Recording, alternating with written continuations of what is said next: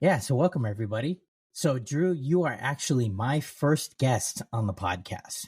So I actually did a introductory podcast by myself for it was about a 20-minute to a half hour podcast, Mm-hmm. just by myself, which was an introductory thing that talks about a little bit about why I'm doing what I'm doing.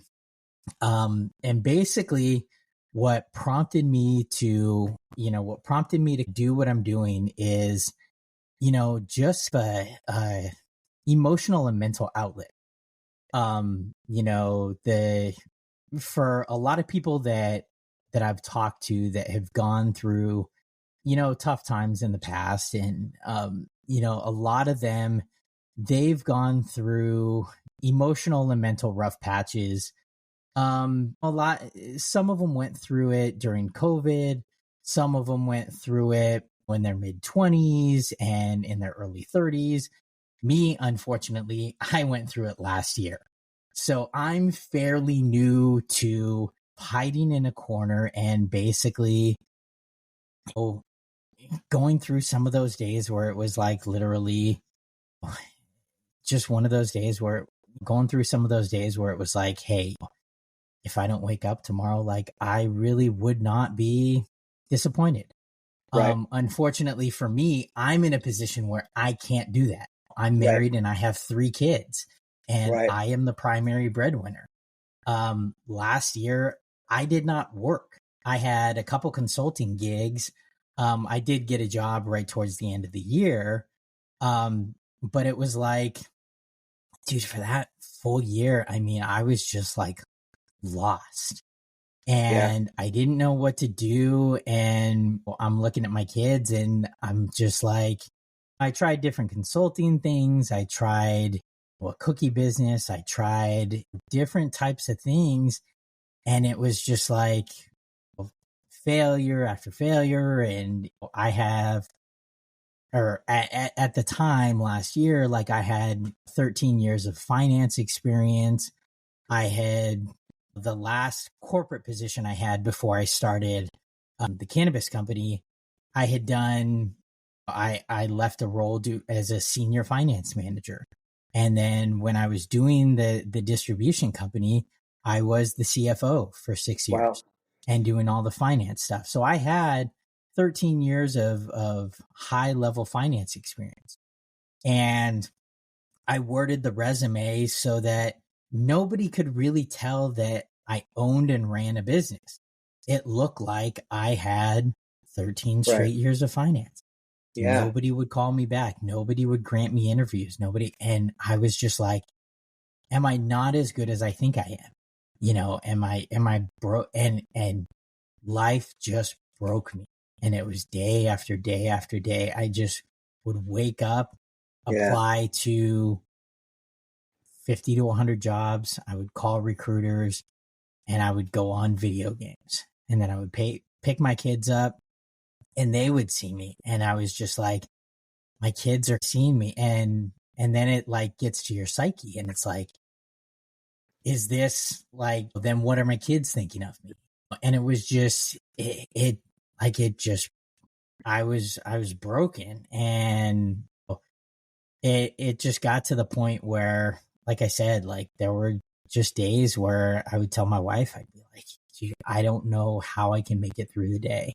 Yeah. And it was rough. It was rough. Like I would call friends and I would call, I would call anybody and everybody that I could. And Totally. it was just like, and I started to hear stories about people that like, my wife's cousin, he's 50 and he told me, he was like, hey, stuff like that happened when I was 40. Like I lost my job and I, I couldn't figure out how to do it. And, we Yeah. were worried finance. So like I started to hear these little stories but I was so focused on, just trying to get a job, trying to get money in, trying to do that. So eventually, like I said, right towards the end of the year, I was able to get a job and, we're still trying to make things work, but I hit 2024 and I was like, all right, all of us, right? Like all of us, we're all going to be 40. And it was like, okay, I don't want to hit that midlife crisis. I'm not going to, it's the big 4-0. So I'm like, all right, I'm going to do something about it. Like, I know there are plenty of my friends that have probably gone through some of this. And I remember at our reunion back in 2022, like I just remember like little quips when we were talking to each other that it was like we were all when we were in high school, there were a bunch of us that were, I guess you can say, quote unquote, right, normal. Yeah. Right. We were normal in high school. We had normal lives. Yeah. We went to school. We did our homework. We graduated. We walked away. It was normal. But since then, like, we have gone through certain things that some of us have gone through certain things that none of us would have thought each other would have gone through. Like, I'm sure like we're going to hear today, like, I'm sure you've gone through stuff. As we know, like Iris, she's gone through some big changes. We have a lot of different friends that have gone through certain things. And I was like, what? Let me start with them. And then as I talk to more and more people, I can branch out to more and more people and just say, when you were in high school, what was it like? Oh, it was normal. I was just some normal kid. Yeah. And then this is what happened. Like, shit just changed for me. And then chaos ran rampant. Like my brother, he struggled a little bit in high school, and then he dabbled into some drugs, and now he's a partner at his law firm. Wow. And nobody would have thought he would have. Yeah. And so that's what led me to start this, just to give people who listen to the podcast or who watch the podcast, just hope that, because there's a lot of and it's not to move away from those rags to riches stories. Like, you hear a lot of the hip hop artists or sports players or business owners and stuff like that had lived rough lives and become something big. But to talk about how there are a vast majority of normal people that do go through rough patches and still come out on top. Yes. So that you can go through, live life, and like people that listen to it can think like, yeah, I'm just an average Joe, but I can still be somebody. Yes. Rather than be, because especially in this world today, like, the social media has really skewed a lot of stuff. And what I do see getting buried is that average Joe. Yeah. And again, I'm not taking away from everybody else, but I'm just trying to put in there that, hey, the average Joe is there too. And we do go through some tough times, and we're trying to get some strength and hope out there for everybody, because Lord knows we need it, especially in these these tough climates out there. So how long were you without a job? Let's see. So the business, so the company we realized the company was closing in mid 2020, and we formulated a merger with another company and formulated a management agreement with that other company. And they, in no uncertain terms, they screwed us over. And right at the end of November of 2020. So it was the 1st of December of 2022. I apologize. 2022. So the 1st of December of 2022 up until the middle of November of this past year. So 2023. So for that past year, months. It was Yeah. Yeah. Yeah. So for almost an entire year, I was searching for a job, and I So, was, so taking what out was that? personal loans on both of us, Mm-hmm. maxing out credit cards, Mm-hmm. borrowing money from my parents. Yeah. They did owe us some money, and we were able to get probably about half of what they owed us. But the other half, they were pretty much like, it got to the point where they pretty much gave us like the middle finger. And, that was the money that my wife and I had pretty much saved Mm. up for buying a house down the Wow. line. So our savings was pretty much tapped out, and doubtful we'll see that again, because to go through attorney's costs and all that to get that money is just, it's not even worth it. So now that you are employed again, what's it like um, for you to like get back to that like mentally healthy place that you were in before December of 22? It's still rough, Right. because we're not quite there, and Right. that's the tough thing, is like,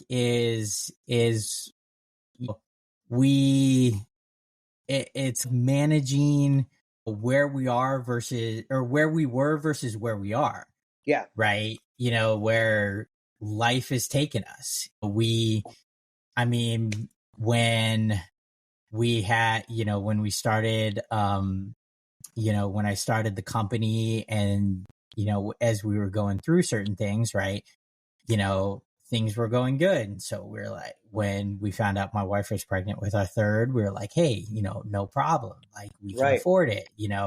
And so, different lifestyle, and then rent was going up because of COVID. And so it was like, hey, no problem. Yeah. And our whole family lives in Orange County. Hey, no problem. The cost of living in Orange County is absorbing it. Hey, no Yeah. problem. And so we pretty much, when I was throwing everything out there to apply, it was like, whatever comes, comes. And Yeah. so what I'm making, just because I have a job, doesn't mean that the job's paying well. Right. And so we're not out of the woods yet. Right. So it's like, we're living paycheck to paycheck, but that's on borrowed time, Right. So it's not like the money we're making right now from this job is going to pay the bills for the foreseeable future. Right. So my wife's out, she's got an interview coming up, and, so I think, if, depending on how things work out with this job, and then how things turn out with different things with what she's doing, and she's got some ideas. And so I think mentally I'm in a comfortable spot, because getting the job gets me mentally in the spot of, hey, I am employable, Yes. which makes me happy. Yeah. And it shows my kids that, hey, hard work pays off. Right. But I'm still in the stressful spot of, hey, I'm still not fully paying the bills, and eventually things are going to run out. Right. So I think once we get to the point where I can look at our budget and say, every single paycheck, I can look a year out and say, Mhm. all the bills are getting paid, Right. and I don't see any red any Yeah. week from now, then Right. I'll be a little bit more comfortable, and I can say, Sure. like, okay, mentally I am super comfortable. I'm super excited, and I can go to bed at night without any super stress. And you're not feeling like you're walking on that thin ice that could crack at any moment. Correct. Right. Yeah. Yeah. Yeah. And we have a couple other things that, for certain reasons, like, I can't talk about just yet. Yeah. Down the line, I'll be able to converse about them, that may buy us some more time, and I'll be able to bring those up later. And so if those come to fruition, which I'm hoping that within the next month or two, they will come to fruition. Yeah. And if they do come to fruition, then that will buy us a considerable amount of time, and then I'll be able to breathe a lot easier. Yeah, So there's a lot of things in the works that it's just like, for me, it's like day to day, it's just like, all right, I just have to get through the day.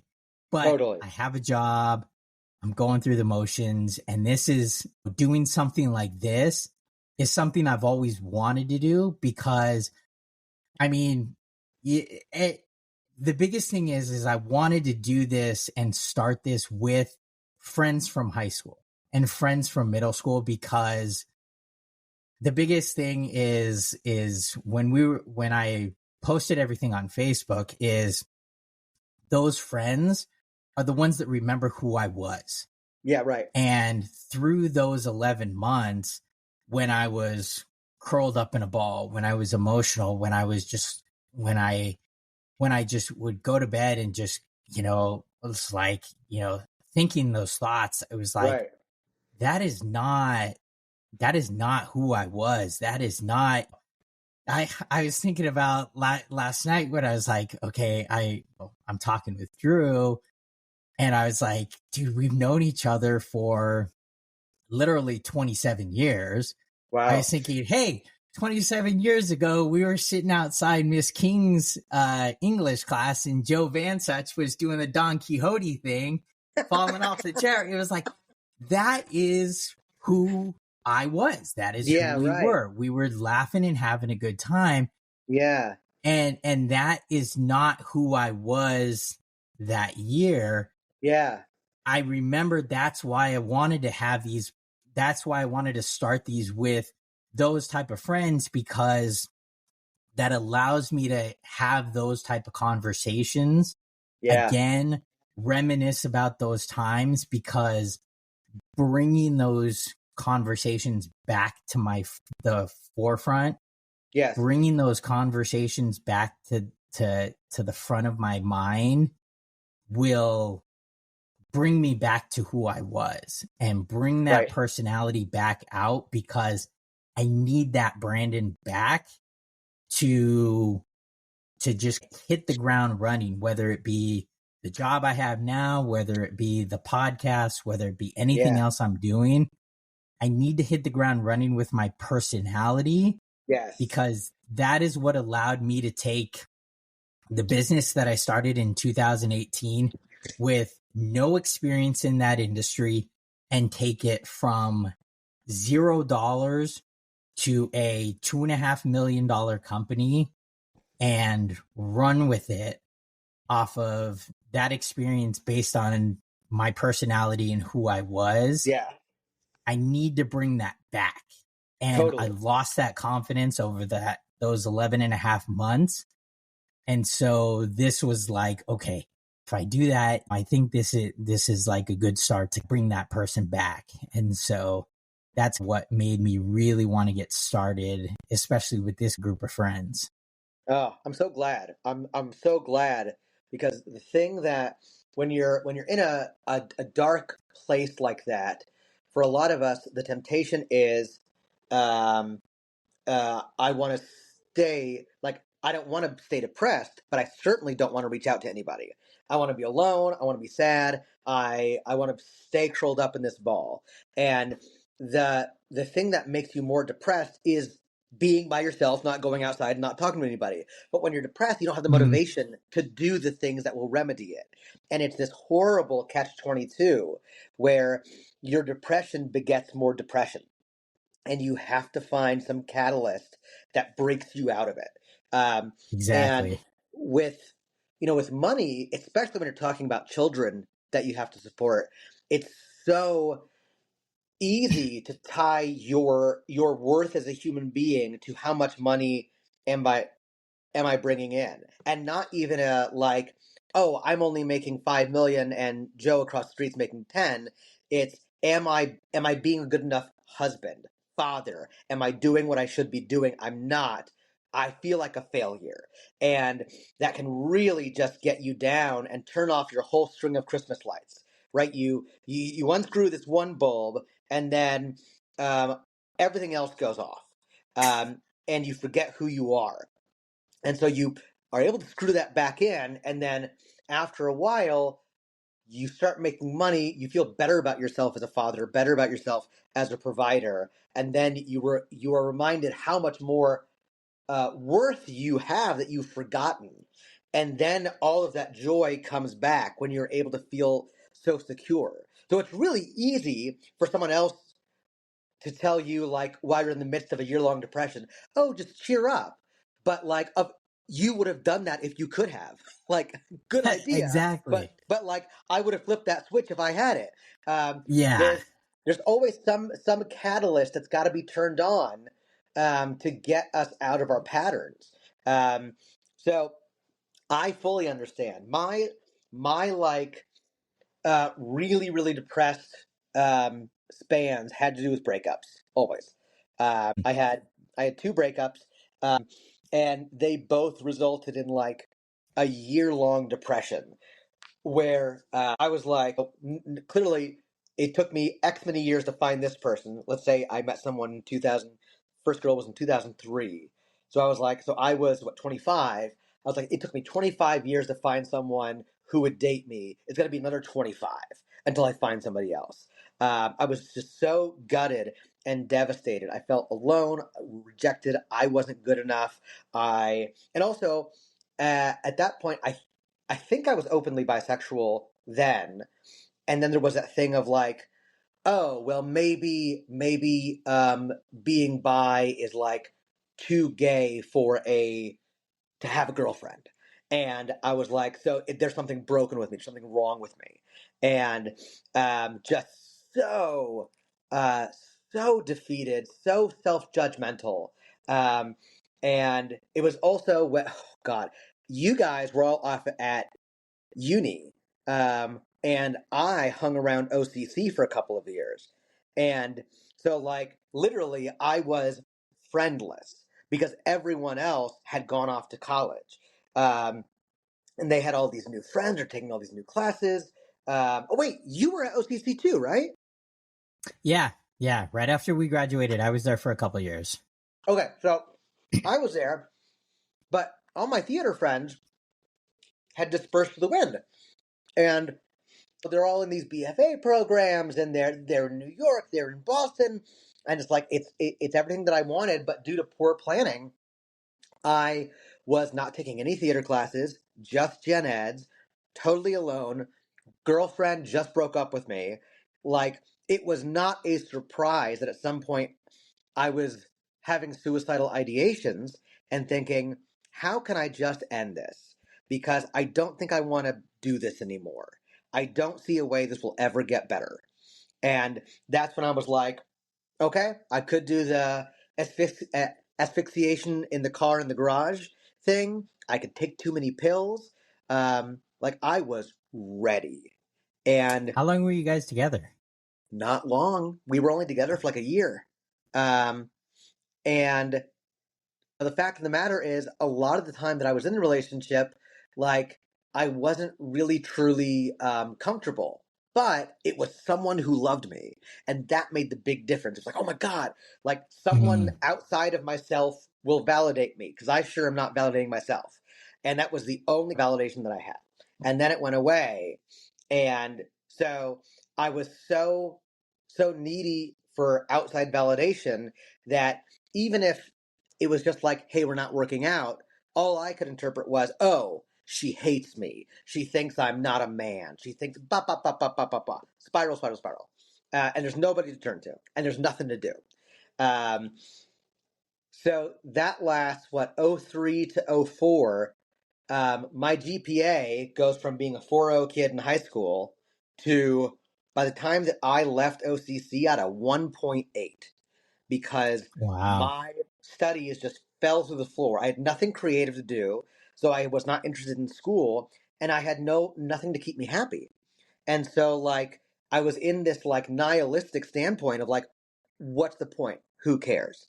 And I transferred. I, honest to God, think I was a clerical error in getting accepted to the university I got to. And like, thank God for whoever messed up, because Jesus Christ, I that saved my life.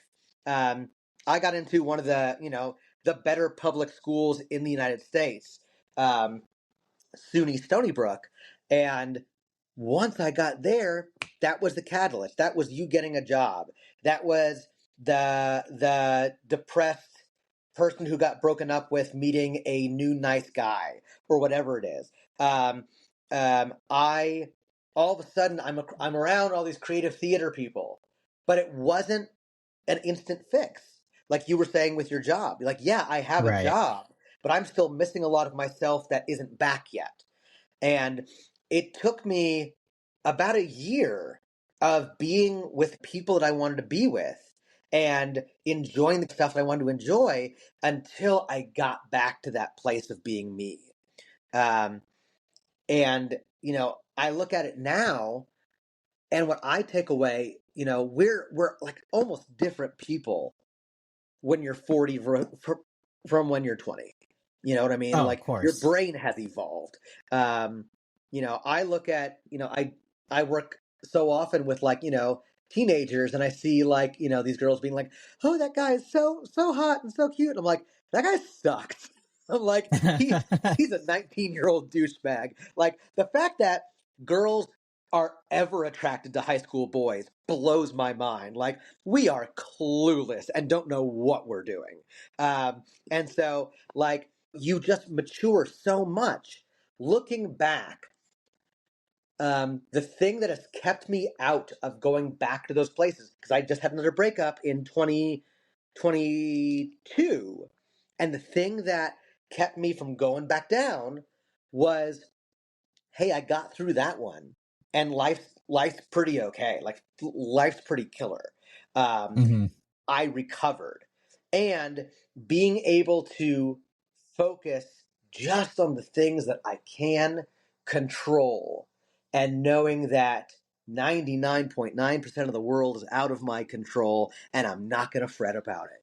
And just focusing on what I can do and knowing if I did my best, and I mean actually did my best, not like I tried. No, I went full tilt and did everything I could for myself and then put my hands up and said, I've done everything that I can. That's a good day. That is a good day of being a human, being a boyfriend, being a boss, all that stuff. At 20, I felt like, and I think this is common with especially white guys of a certain age, is like the world should be X for me. I should have a girlfriend. I should have a good job. I should da da da da da. And you're putting all these expectations out that no one can meet. And then you get really pissed and you get really sad. So, Right. like dropping expectations, not expecting anything of anyone, and just knowing you have such limited control and being flexible has helped me out so much. Because I take these bad boys for my anxiety and depression. But what that does, it doesn't like turn me into like a happy person instantly. What it does is it gives me the clarity of mind to be able to be flexible, to be able to have the motivation to get up in the morning. And using those tools, the way that I put it is like meditation, stoicism, working out, and a good diet are the tools in my toolbox in that locker. But I can't open that locker without these. So, like, I know what works for me, but medication gives me the presence of mind to be able to access those tools. Does that make sense? Yeah.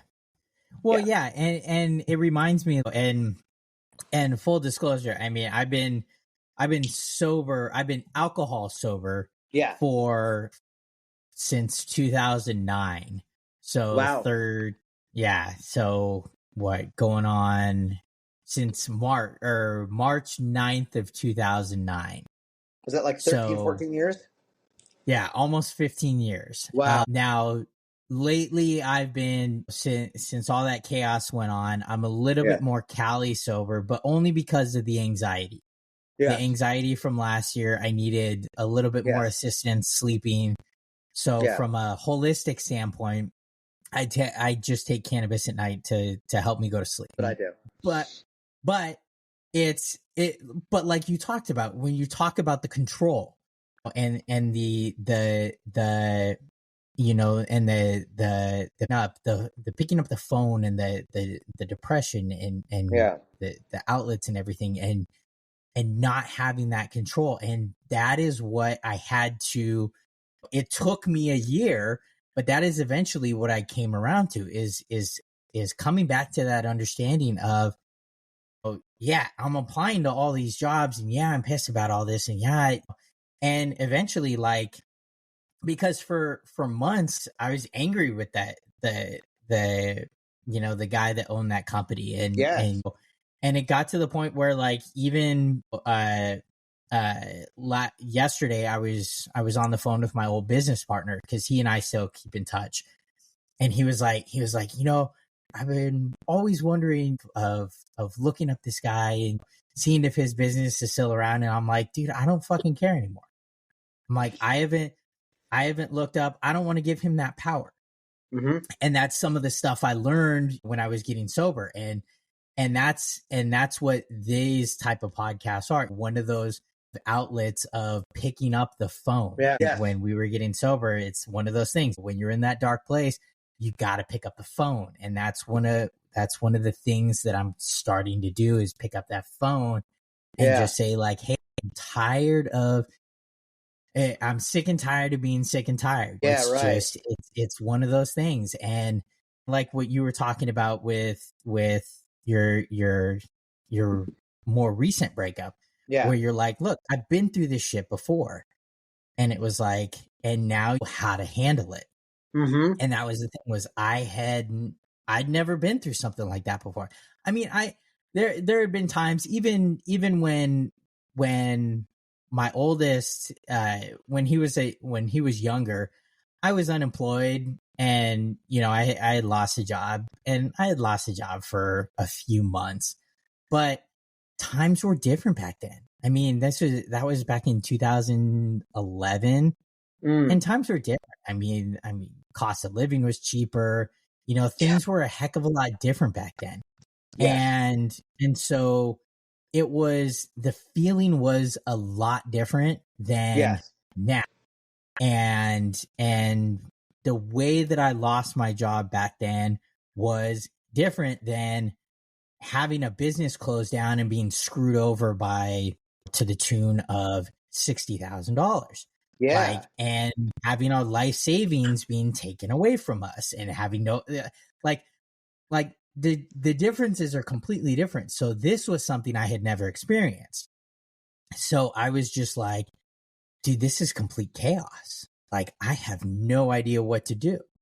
And so for me, like, it took me a lot longer. It was almost like your first breakup, where it was Yeah. like, dude, I just have no idea. And so, and it's one of those things where we live in a world, thankfully, now, with a lot of podcasts and social media outlets, and a lot of different ways to help people who are just normal, like you and I, Yeah. to hopefully say, like, hey, look, you and I are not big celebrities. We're not big people, but Yeah.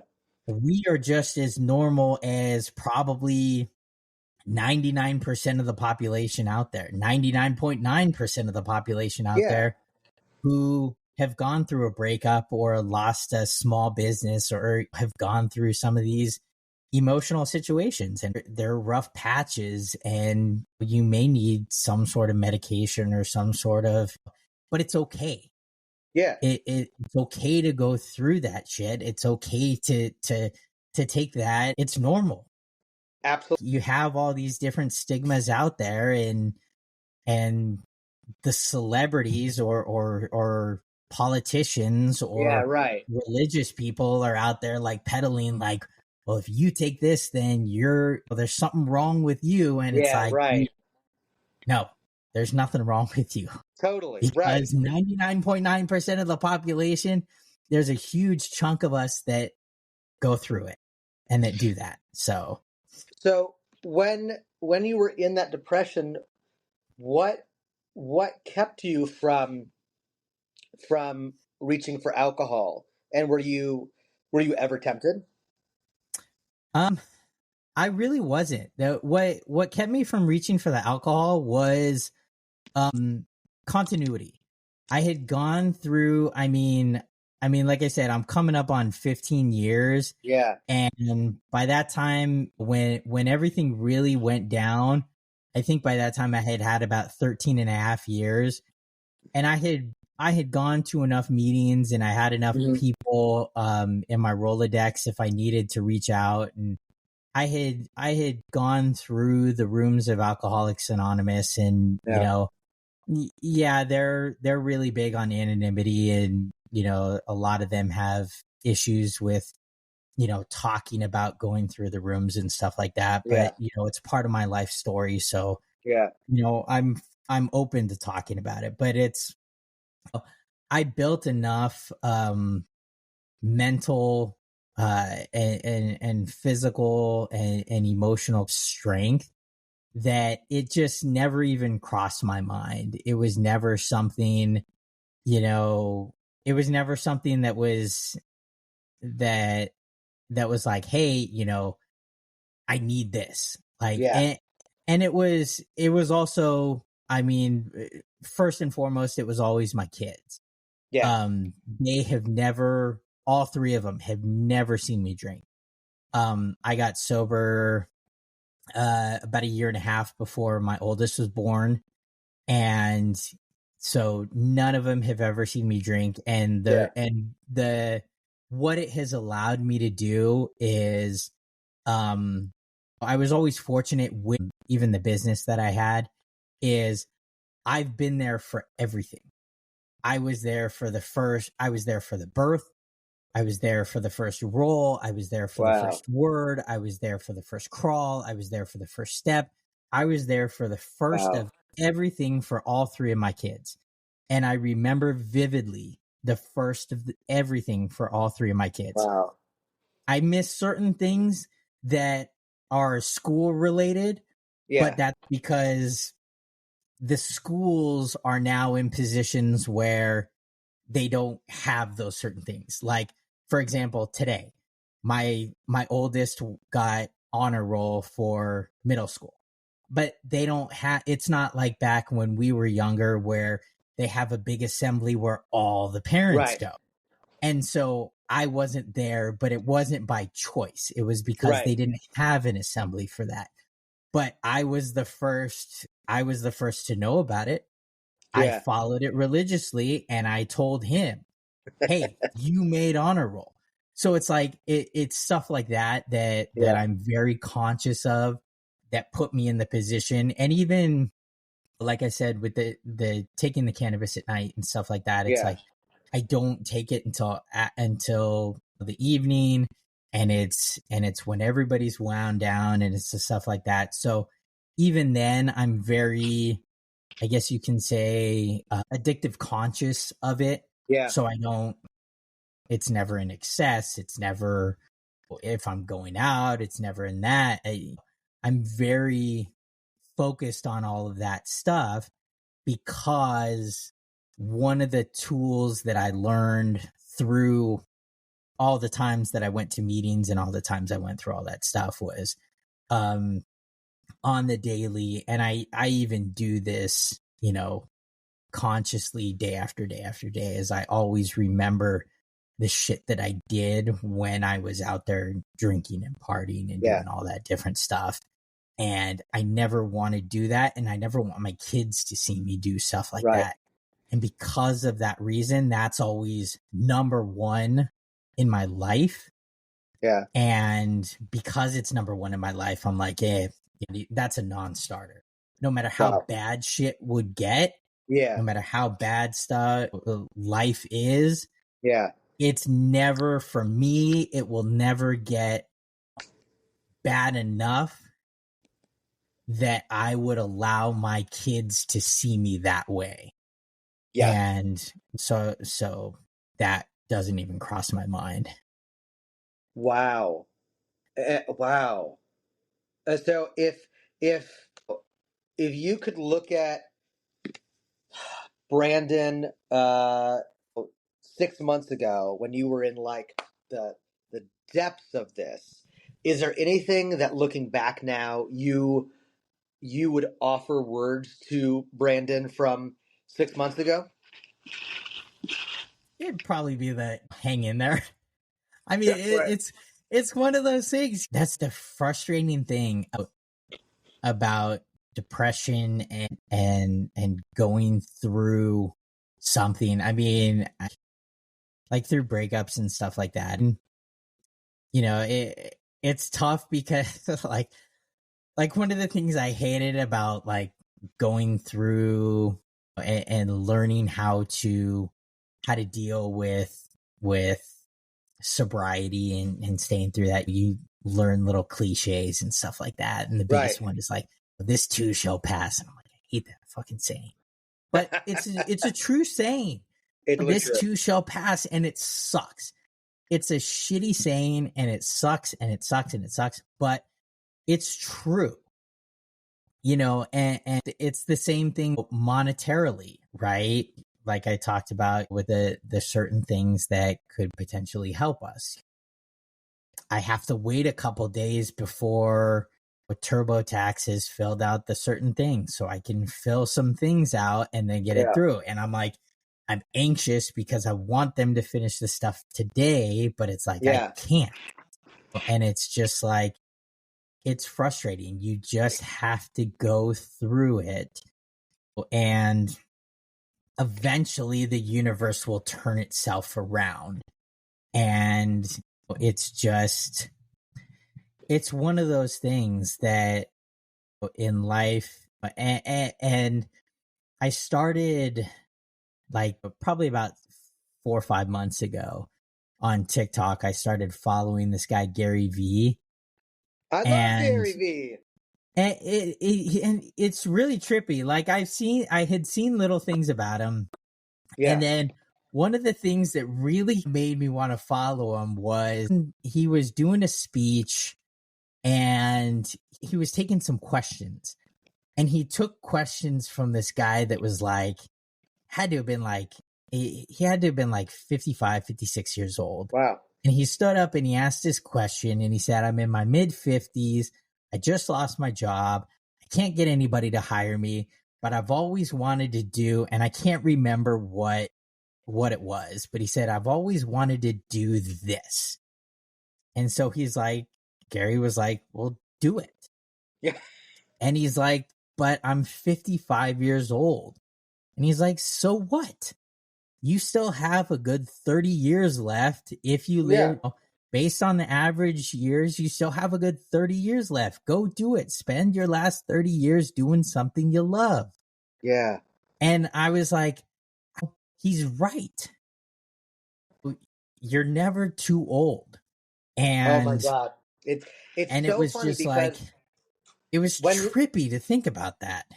when we were in high school, I mean, remember how old 30 seemed when we were in high school? Yeah. Like 30. Oh my God. And then you get to 30 and you're like, I don't know what I'm doing. And then you get to 40. I just turned 40 last summer. Um, and I'm like, oh, 40. I still feel very young. And then I hang out with 20-year-olds. I'm like, oh, I'm not that young. But then like I look at like 60 or 70 and I'm like, there's so much time. There's so much time Oh, left. yeah. And like you are the one who is capable of saying, I'm too old or not. And like, Right. whatever you say is correct. Like, if you decide I'm too old to do anything, then you're just going to live out your last 30 years being an old man and Yeah. being grumpy that you're not doing the thing that you want to do. Um, Yeah. for me, a lot of my anxiety and depression comes from when I'm not doing something that I want to do. Uh, Right. and then, like, the only way to solve it is to do the scary thing that you want to do. And every time you do it, like, you come out the other side and it's fine and you feel better about it. But it's scary embarking on something that you've never done before. It's what gets you fired up. It's because, oh my God, it's new, it's scary, and I did it. And it's what can get you through that threshold of anxiety. Um, so yeah, like the older I've gotten now, the more I'm like, I can do anything. Like I could do anything that I want. But it takes, for me, constant kinetic motion. Once I get comfortable, that's when I begin to ossify and just like turn Mm-hmm. into a fossil. The more that I stay in motion and do scary things and put myself out there, um, to where everything has less gravity. It's I'll try this. I'll try this. I'll try this. I'll try this. Never done it. I've never done this before. I'll try it. And like something will stick. But if you stay in your comfort zone, you're never actually gonna want to walk out of it and make yourself happier. And so that's why I always try and stay out of my comfort zone because I know that I won't get stuck. But it takes foresight and it takes discipline to do that. And I've always grown up with the idea that discipline is like, I will discipline you. Like, discipline in my mind was always a bad word. But now to me, it means like a commitment to happiness for myself. Mm-hmm. And that's the thing. And that's like the key to mainly the podcast is I've always wanted to do it, especially for like the past like 4 or 5 years. Mm-hmm. And my mantra for the past 15 years has always been a quote that I have no idea where the hell I heard it, but a quote that I've heard has always been the only failure in life is not trying. And That's it. I've always wanted the past 4 or 5 years, I've always wanted to do a podcast. I've always wanted to do it. And when that month or so after all the shit went down right at the end of 2022, I really took that to heart. Like, is it me? Right? I internalized like, am I the failure? And I took that, internalized it, and Yeah. really broke me internally, and it shied me away from taking those chances. And yeah, like I started, and I'm sure you saw it on social media a little bit, like I started the cookie thing a little bit, but I didn't really get out there and do it because I made good cookies. People liked my cookies, but I didn't believe it myself. And if you don't Mm. have that belief in yourself in any way, Yeah. shape, or form, it doesn't have to be a belief that you make good X or that you are but that you have a bubbly personality or that you're outgoing, or it just has to be a belief in yourself that what I'm going to throw caution to the wind and I'm going to do whatever the hell I want to do. Right. That's the only belief you really need to go out there and do whatever you want to do. Mm-hmm. And if you're missing that little piece, that was it.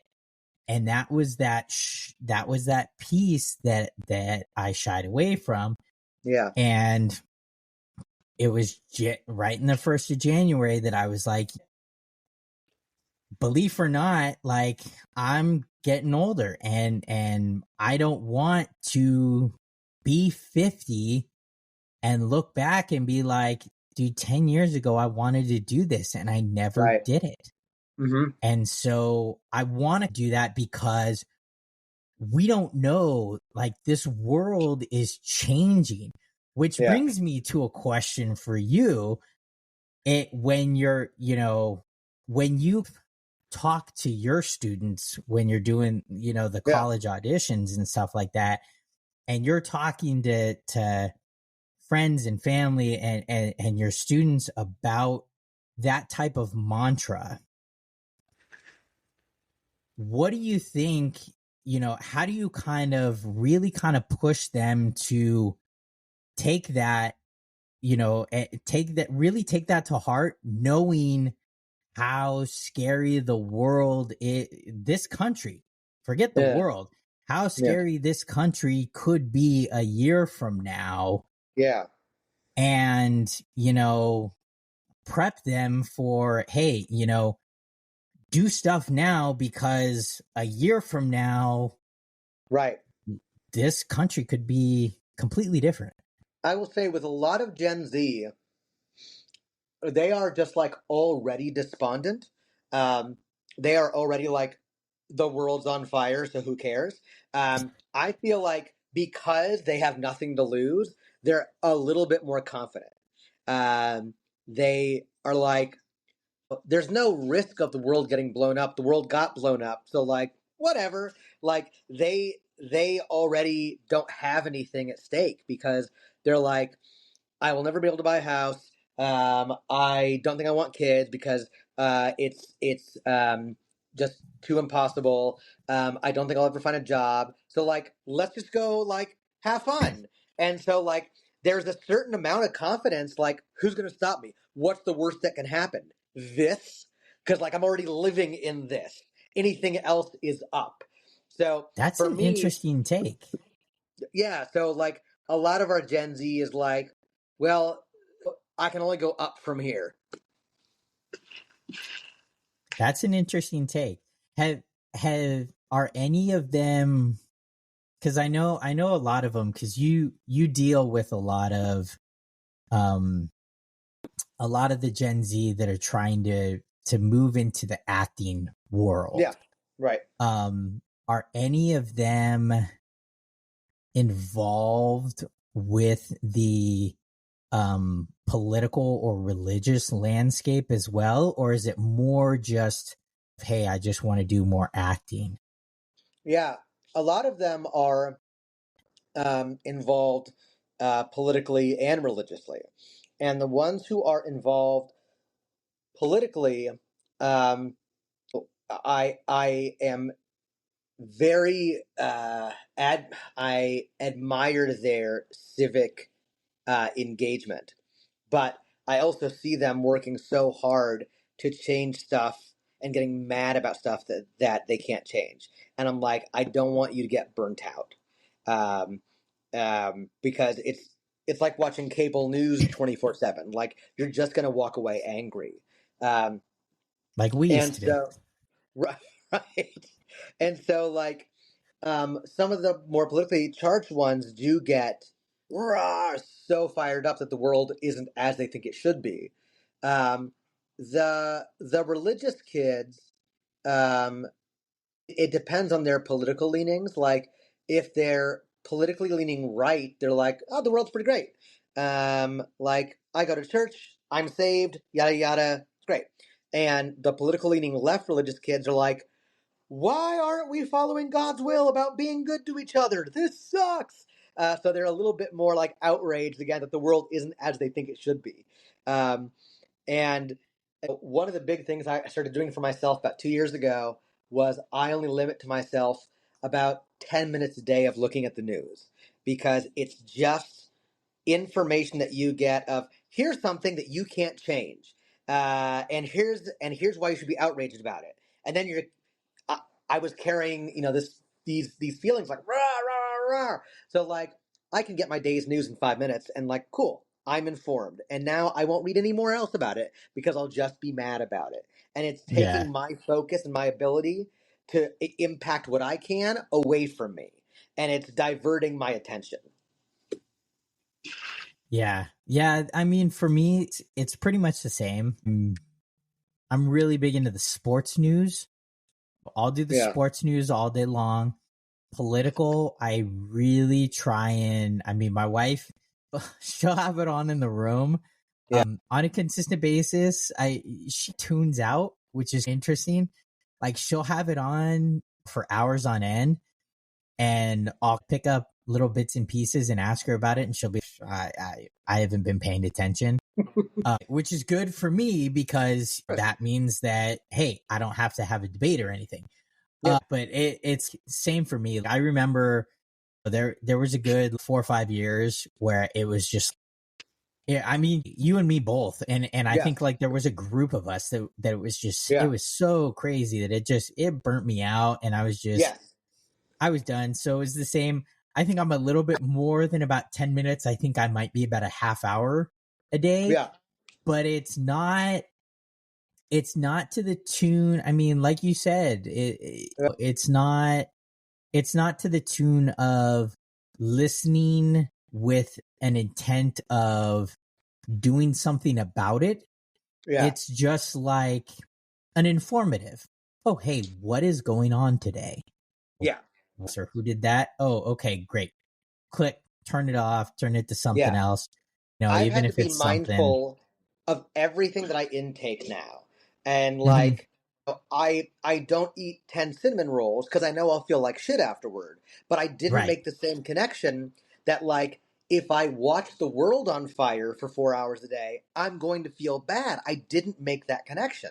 And so it took me a long time to be able to realize that what I was consuming, either reading or watching, was going to affect my mood and affect what I could do and affect my my ambitions, my mood. The one exception to this rule that I have that I will follow until I'm blue in the face, screaming, crying, yelling, is Angel's Twitter, where I will just go down this rabbit hole where I'm like, let me see every post where they shit on Artie Moreno. Now let me see 10 more. Now let me see 10 more. I do that with Red Sox baseball all day long. I follow, and I have now even built a following of people who even I have gone so far as to build a following of people who write for Red Sox baseball. I have gotten so involved Whoa! where now there are people who write for Red Sox baseball that follow me because I have gotten so involved in some of those back and forths. Because the way that the Red Sox are treating the team now Yeah. after last place, 3 of the last 4 years has it has definitely become a frustrating for both our teams. I mean, So, I like every article that comes out each day of like who's had the best and the worst like improvements. Obviously, it's like the Dodgers and then everyone else. Um, but like it it so like I wasn't surprised that the Angels like didn't make any moves because Artie Moreno sucks. But I have been shocked at how quiet the Red Sox have been. oh Um, yeah. and what makes me crazy about that is like the Angels are like a mid tier team. So I'm like, well, you don't expect much. But the Red Sox, I'm like, you're the Red Sox. What are you Oh doing? yeah. Oh yeah. And then they came out, like the chairman of the Red Sox came out and they're like, "Oh, we're going to go full throttle this offseason." And then the GM came out and he's like, "We need to get 2 starting pitchers.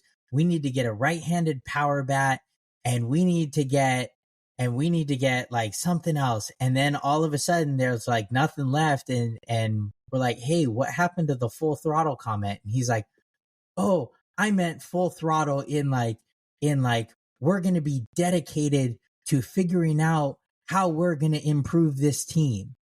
And we're like, that makes no sense whatsoever. But okay, dude, whatever. And yeah, so it's definitely been a frustrating offseason for both our teams. So, Man, I understand. but I'm getting ready to put on my occasional Dodger hat, and then once the A's move here to Vegas, I think I'm gonna have to become an A's fan too. yes. Well, my middle son has always loved the color blue. And so this offseason, he is very happy because he is a Dodger fan.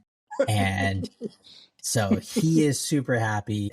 Good for him. Needless to say, my oldest has fallen in line with me. So he and I are unhappy. And we'll just see where this season takes us.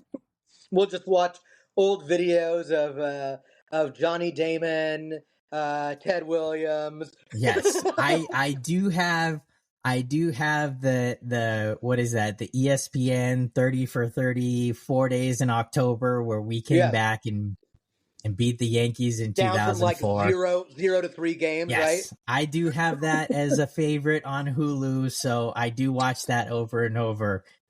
You know, they say people with anxiety rewatch things because they know the outcomes and it makes them Yes, feel comfortable. Hey, yeah, I'll take that all day long. yeah. There's a 50% chance that at any time I'm doing laundry, one of the Avengers movie is on that I've Hey, seen 10 times. sometimes it does bring people like us comfort. That's right. There's All nothing right, wrong with. Okay, man.